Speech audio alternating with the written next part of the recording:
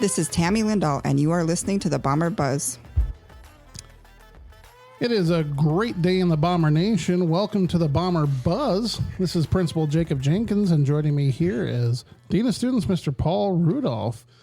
Paul, we kind of had a little bit of a slow start to school with events, and next week it just explodes.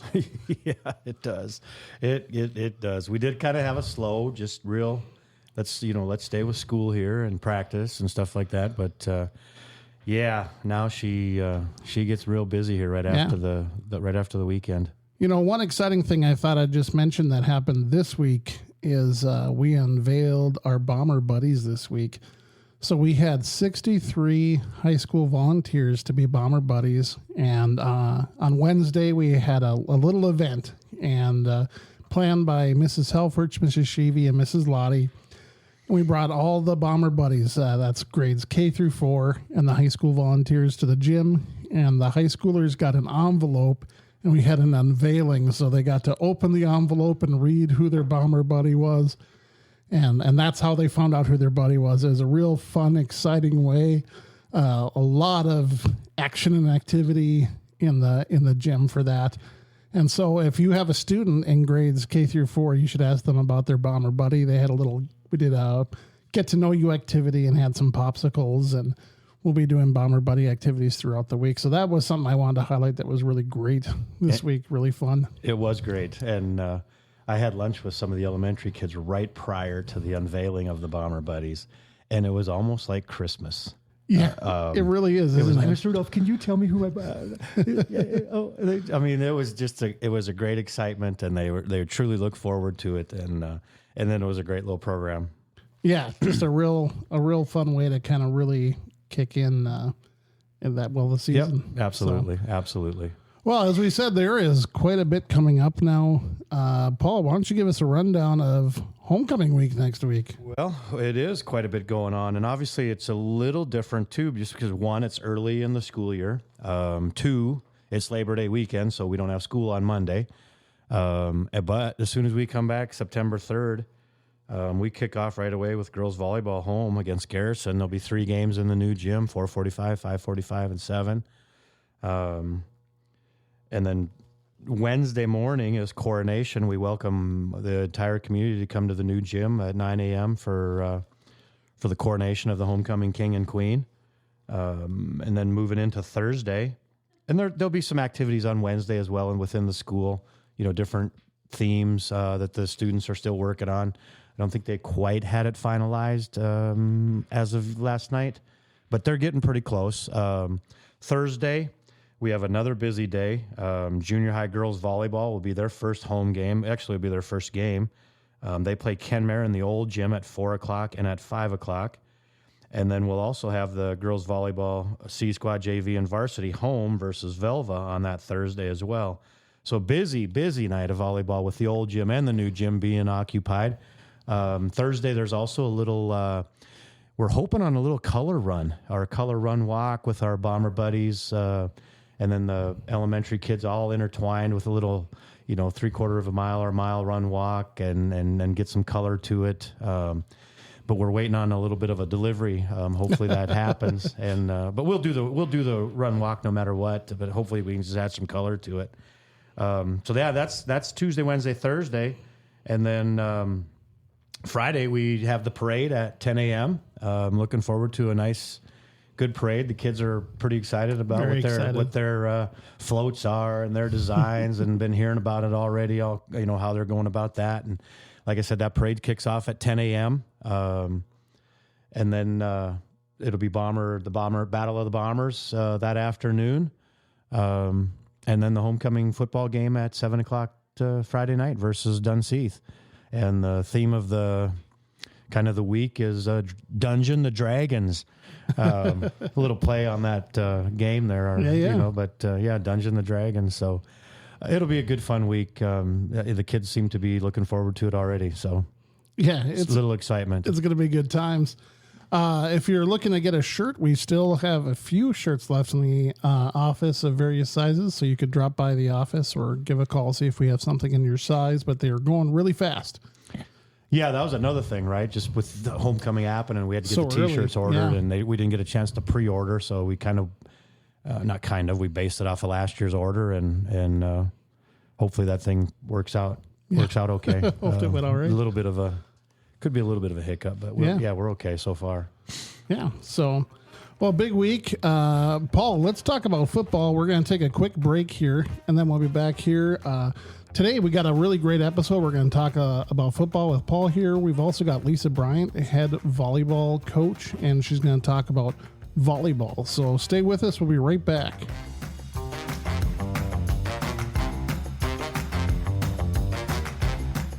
H&L Safety and Supply has everything you need to run a proper work site. Tools, lighting, porta-johns, and more. Purchase or rent the things you need. H&L Safety and Supply is a family-owned business that exemplifies small-town values. For over 13 years, they have been serving their clients with top-notch customer service and excellent equipment.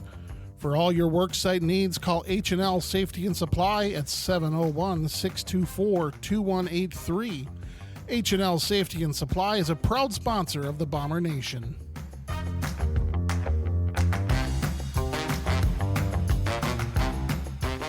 This is Donna Helfrich, and I teach music here in Berthold. And a fun fact about me is my favorite sport to watch is the sport of curling.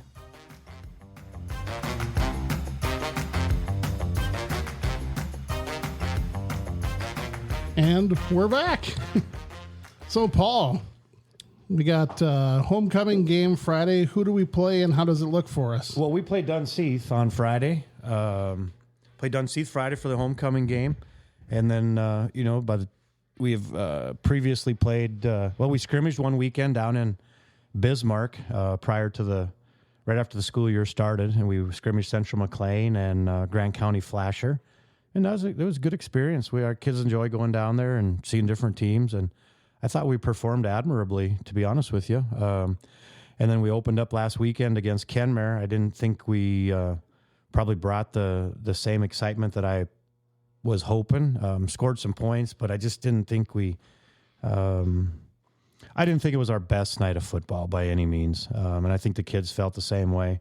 Actually, I know they did. But we anticipate being better. Our standards are higher than that, and we expect to be more competitive and just solid on a night in, night out basis and competing. And I don't know if we left the field that night feeling that way.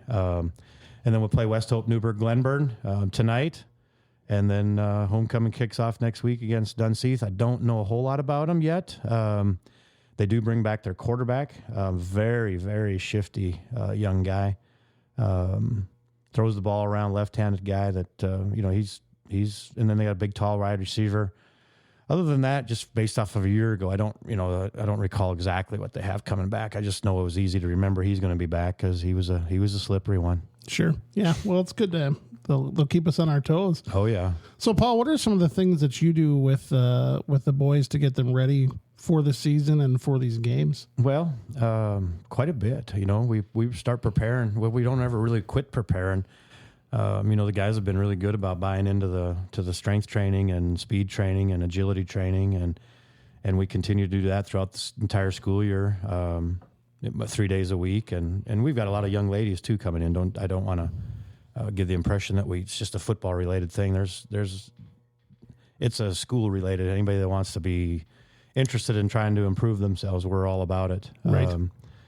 But those guys have, they've done a nice job of continuing to do that. We've made some improvements and jumps, and we still continue to do it throughout the season. It's not something that you just build up to. It's a continuous. It's a process, right? It's not like there's an end. You don't ever. I guess you can end when you decide you're done playing, but even then, I'd like to see them continue a good, healthy lifestyle if possible, or strength training included. For sure. But, we stay busy with that Monday, Wednesdays, and Fridays. We usually go in the mornings before school starts. And then, afternoon practices. Monday, we do some video study on Mondays, and then a little bit of we get our hurdle jumping in and our runs, our sprints, and then, get a kind of a quick overview of a scouting report, if you will. And then Tuesday's a pretty good work day, and Wednesday we really back off. It's really just a walkthrough. We try to take it easy on their legs and feet, and it's really a very mental day. And then tonight, Thursday, last night, we're going to get after trying to move around and really emphasize what we're going to try to do and game plan wise. And then Friday rolls around and, you see if you can accomplish it. Yeah. See if you can pass the test. So one of the things that I think is really unique about your football program is how you're building a community in that football from the younger kids all the way up. Do you want to talk a little bit about that? Well, we do. And we got, great people that Steve Eibach's done a fantastic job for many years, along with Shane Gunderson, who, I think kind of started that young guy program out. But their kids have graduated and they've moved on and they're still continuing to help. But we've really tried to integrate those young guys in and not let them feel like they're just the elementary program. And we do little clinics with them. We make sure they're in the weight room, or, the ones that want to come to the weight room, and we start getting them to know people right away. Don't want it to ever feel like it's us and then them, and then when you get there, it's yours. It's just not that way. We like to create a good family atmosphere and, just bring them along. One team. Let them feel good we want them to feel good about the whole moment. And, we've kind of adapted a few years back about the mantra, challenge accepted. That's, really because we're the smallest 9-man team in the state. Right. I think we're 14 to 15 boys fewer than the next smallest school, so in order to do that, man, we need all hands on deck, and we need people that are interested in trying to keep a good spirit, right. of Berthold football, and really Berthold boys sports alive.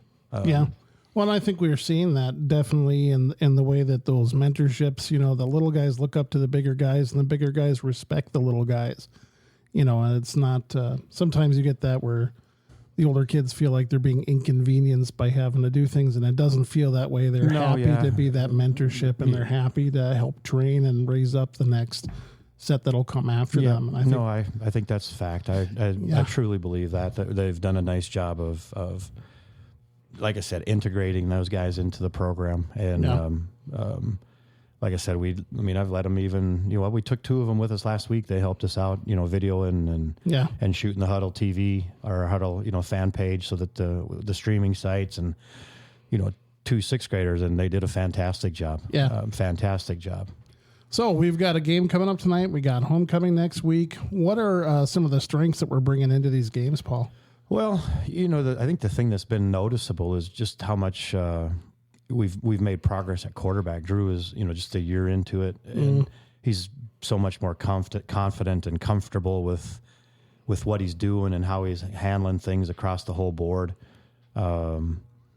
I think that's the one thing that's noticeable. And then, Logan Thompson certainly possesses some, real strong positive attributes, that you look for in football guys. He's not afraid to be physical, and he's not afraid to tackle, and he's not afraid to run it and carry it in crowds. And, you'll certainly notice Logan when you come to a ball game, both offensively and defensively. And then we're mature, but we're also kind of inexperienced, right? I mean, we've Carter and Caleb are 2 of our other seniors, both play in the O-line, and Caleb played quite a few snaps for us last year, but didn't play any defense. Now he's kind of being asked to jump into both sides, and Carter's a guy who's got a lot of good physical characteristics, but broke his arm early in the season, right? So he had to just kind of mentally learn about things, and so he's like they're seniors, but still kind of inexperienced, if you will, right? Sure. So, we'll be moving in the right direction there. And then same with Matthew Winter, right? He's our other senior. Yeah. Well, and then Martin as well. So, you look at that group of seniors, and outside of Logan, who's played a lot of football, Martin, who would have been able to play a lot of football, but the injury set him back. And, now tonight he's fixing to kick off, or not. When I use that that phrase, he's going to, be the first time back on a football field. And probably going to play him on defense only, just to, let him acclimate and start even Where though he's they work into it. feeling pretty good about himself.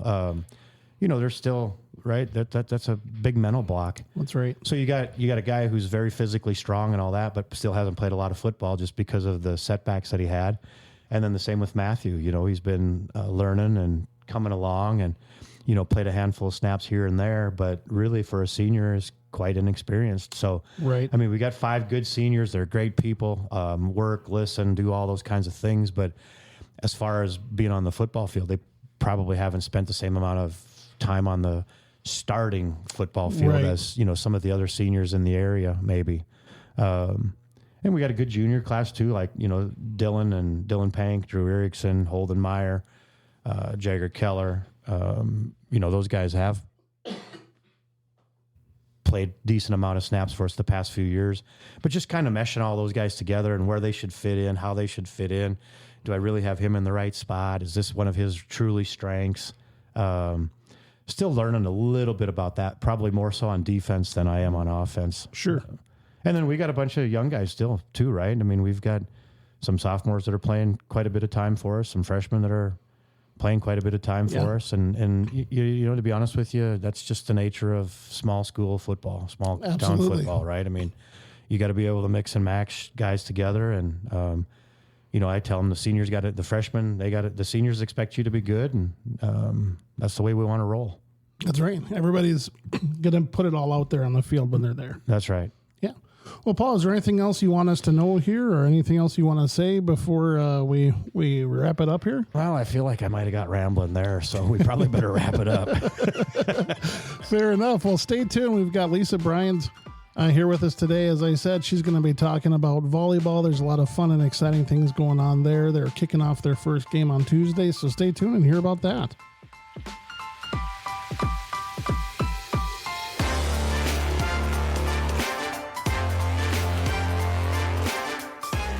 Sidelines Bar and Grill, located in downtown Berthold, is your go-to for a tasty meal and a cold drink.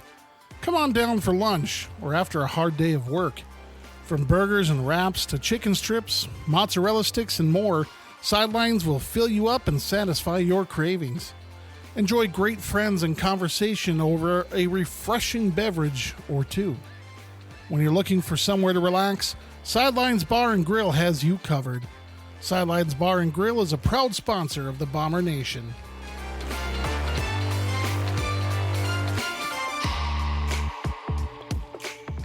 We are back on the Bomber Buzz, and joining us here now is Lisa Bryantt. This is her third year as head volleyball coach. Lisa, welcome to the Bomber Buzz. Thanks for having me. Yeah, we're real excited. We're kicking off our big season here on Tuesday, right? Yep.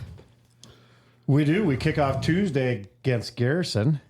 And we just thought we'd bring you on a little bit and give the fans and locals a little bit of what we can expect.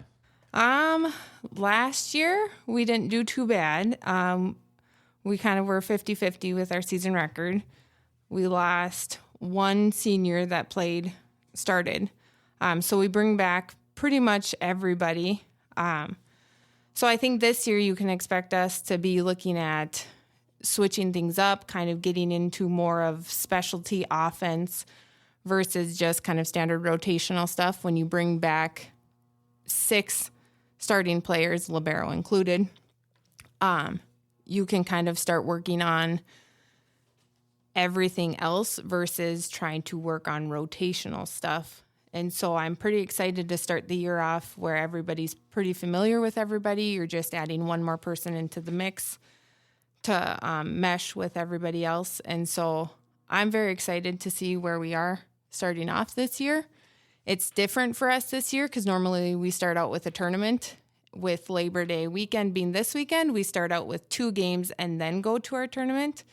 So we'll see how that kind of plays into. We don't get to mess around with some rotational things prior to it, but we'll see how we start out. But I'm excited. I think we'll hit the ground running right away. Yeah, what I've talked to the girls, they seem to be pretty excited and ready to roll. And it's been a little bit of an odd year just from the fact that we didn't start practice until the days after school started. That was unique. Yeah, we had 2 days of school and then started practice. And They've been doing really well in practice. I've been telling people a lot, like it's this year, the first couple weeks of practice is almost like we're in the honeymoon phase. Everybody's very excited. Everybody's working really hard.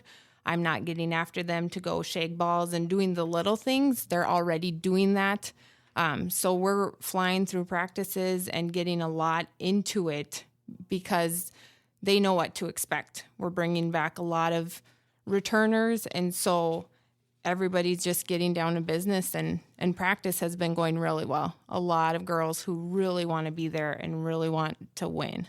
Oh, that's good. And we break our team into 3 groups. Tell the community a little bit about just the way you go about and how we settle on the 3 groups. Varsity, when you bring back as many as you do, there's not going to be a lot of change that way. When you have to add a couple people, you have to look at what positions did you lose, because a lot of people will say, oh, this person is a senior now, so they will just automatically fit in, or vice versa.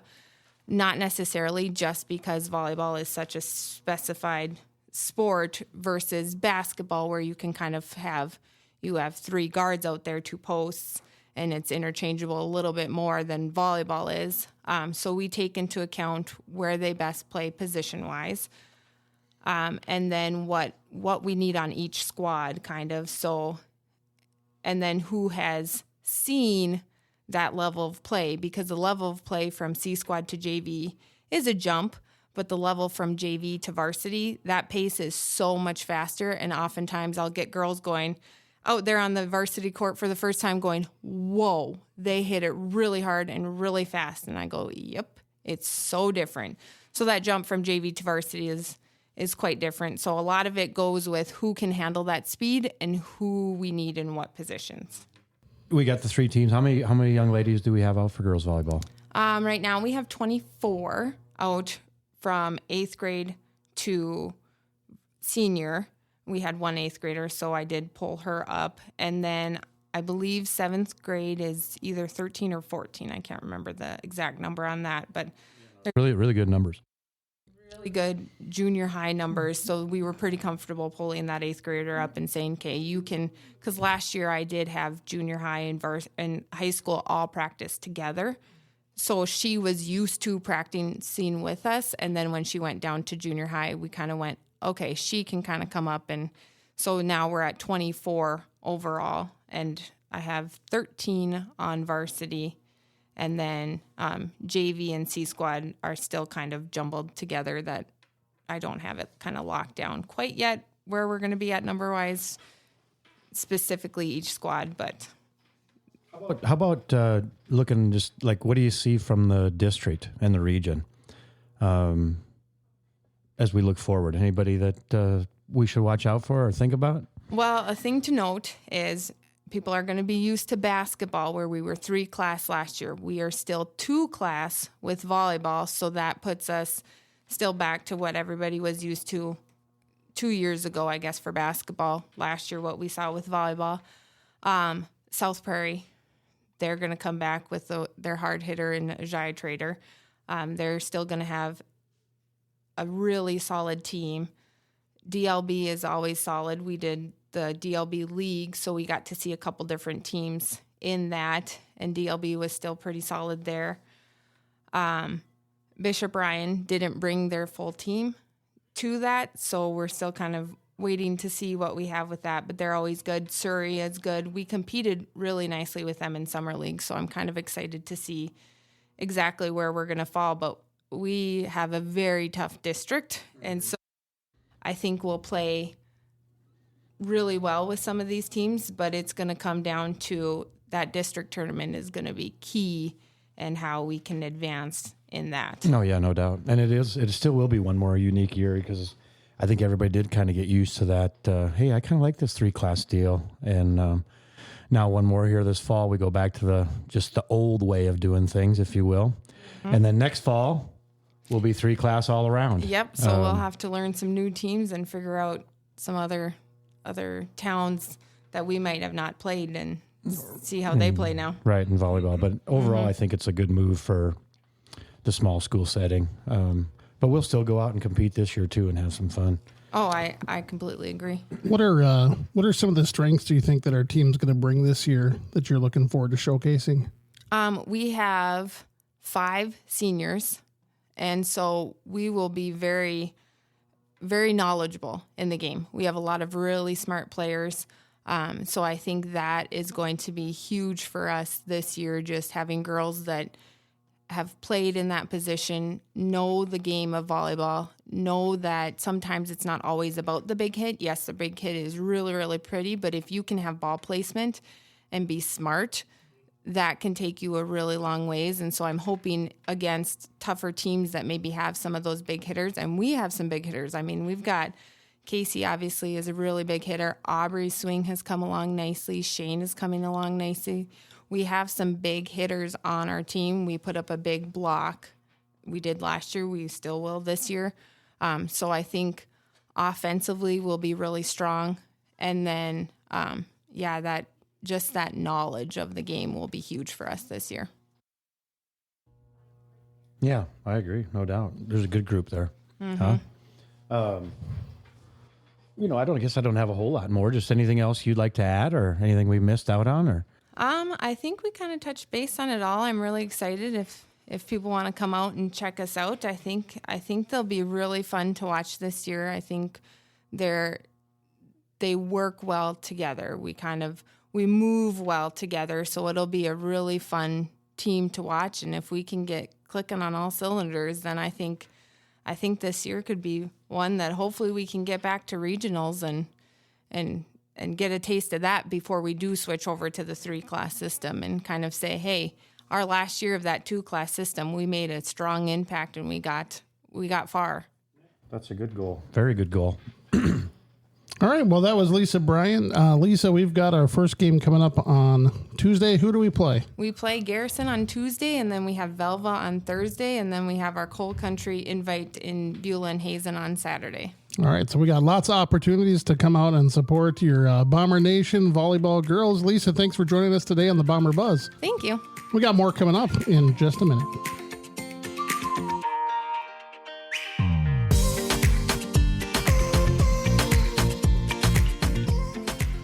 Genesis Seed Solutions, located in the Bomber Nation, is committed to utilizing the region's best producers to make sure your seed is grown with the utmost attention and most economical agronomic practices. Genesis Seed buys, sells, processes, conditions, and packages on-site with top-of-the-line equipment. From harvest to market, Genesis Seed will help you with all of your needs. Visit Genesis Seed today to learn more. Genesis Seed is a proud sponsor of the Bomber Nation.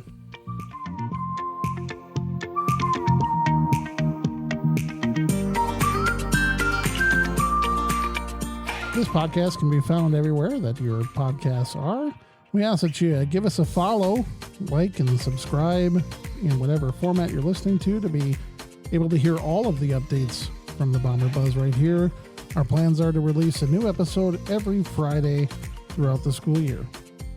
Thanks for listening. We hope you have a great week. And here taking us out, as they did last year, is the Berthold Band with our school song.